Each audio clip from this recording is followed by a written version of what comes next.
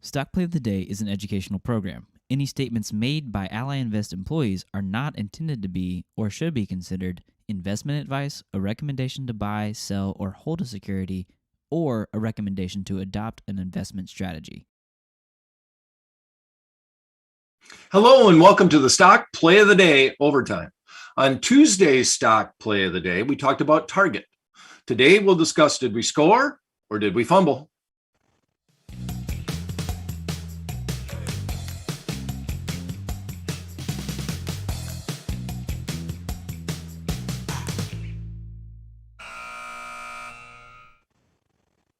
Hello, my name is Brian Overby. I am the Senior Options Analyst at Ally Invest and author of the Options Playbook, which I am showing the Options Playbook to start with. On Tuesday, on the Stock Play of the Day, we knew that Target was going to be announcing earnings. We also know that Black Friday is coming. So we looked at doing a short put spread based off of the increased implied volatility in Target, and a little bit of a few things that we saw in the chart. So you can make the argument that we were correct on our outlook or what we were hoping would happen in Target, in that we build this as an alternative to the cash secured put. If you wanted to buy some stock, 100 shares, we thought around earnings, a lot of people might just sell a put option and say, I'm willing to buy the stock at this price. Let's target a price below where the current underlying stock is at, sell that put, bring in some premium, and hope that the stock gets put to us because we have the capital in our account to actually buy that underlying stock, much the same as a limit order would be in a normal marketplace. So in this instance, that's how we build the short put spread.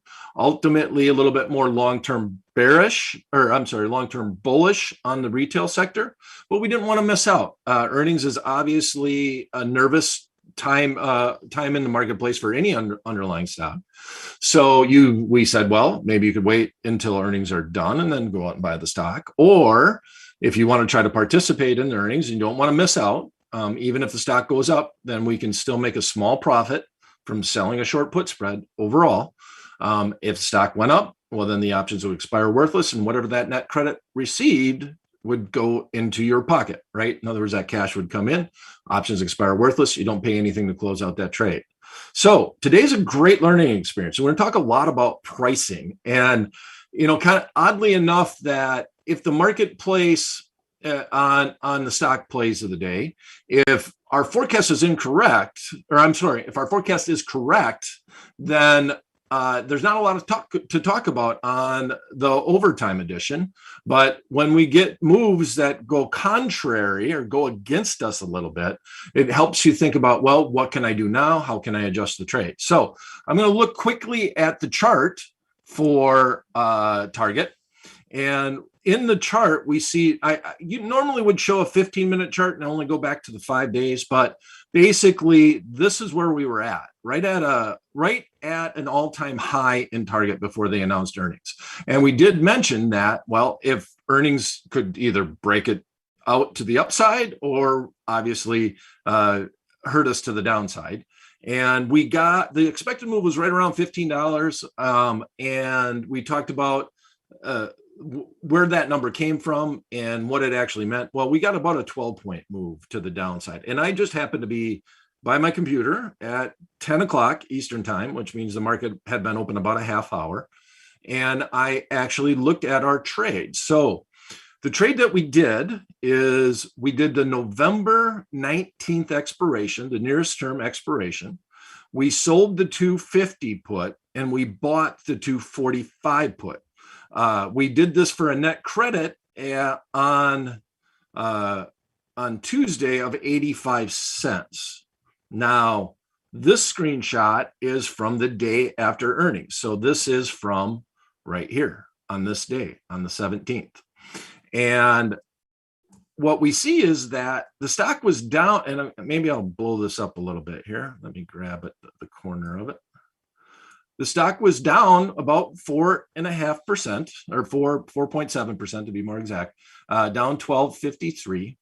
And when I just grabbed this screenshot, when it first opened up, we were actually profitable on the trade. But when I grabbed it, it was at 95 cents. So this was at 10:24 a.m. when I grabbed the screenshot. And I guess my point is here that implied volatility matters, right?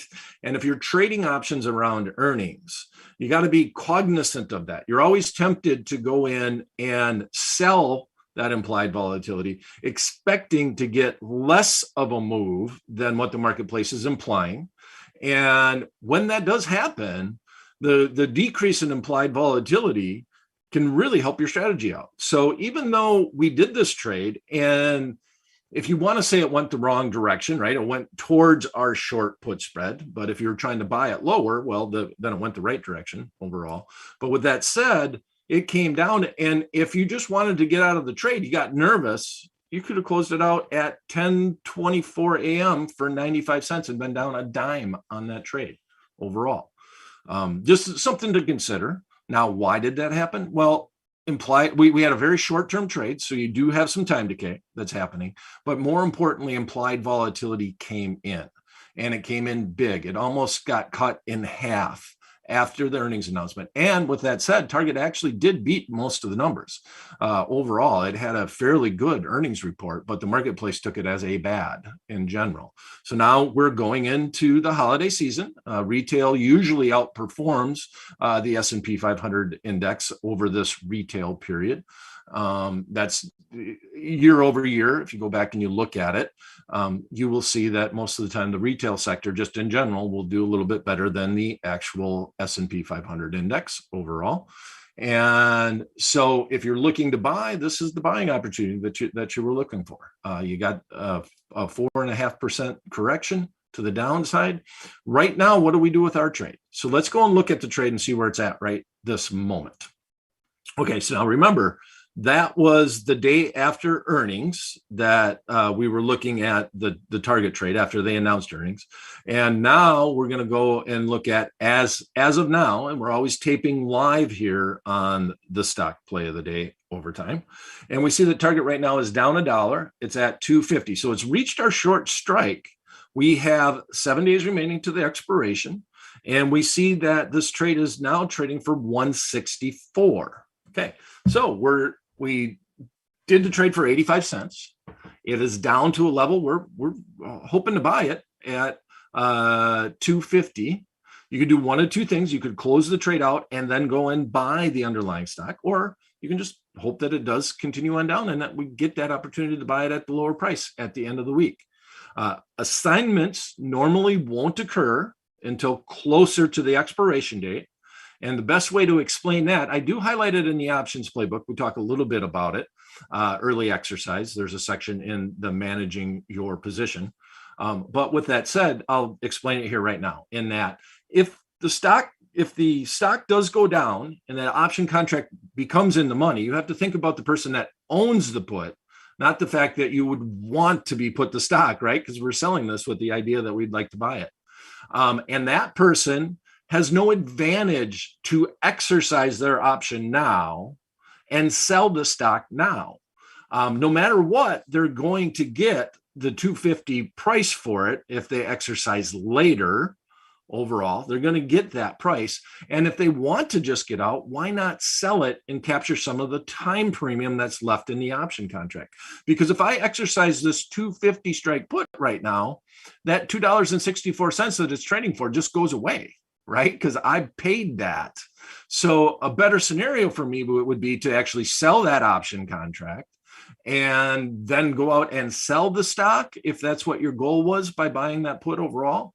So a lot of times on the options world, you usually don't see an exercise or an assignment closer until you get closer to that expiration date overall. Okay. So good trade in general. And once again, it's meant to be a paper trade. What would I do with the position? I would just stay the course right now. If I wanted to get out and on the opening, basically after their earnings announcement, Target, when they were down 12 and I was only down a dime, or at one point in time, I was actually up on the trade, like probably around 10 o'clock or so, then I would have just closed it out then, right? You saw the down movement, you see the down momentum, you would have just got out of that trade overall. So if I go back and I look at the chart one last time here, we did kind of target an area on the chart where you might not mind buying the underlying stock.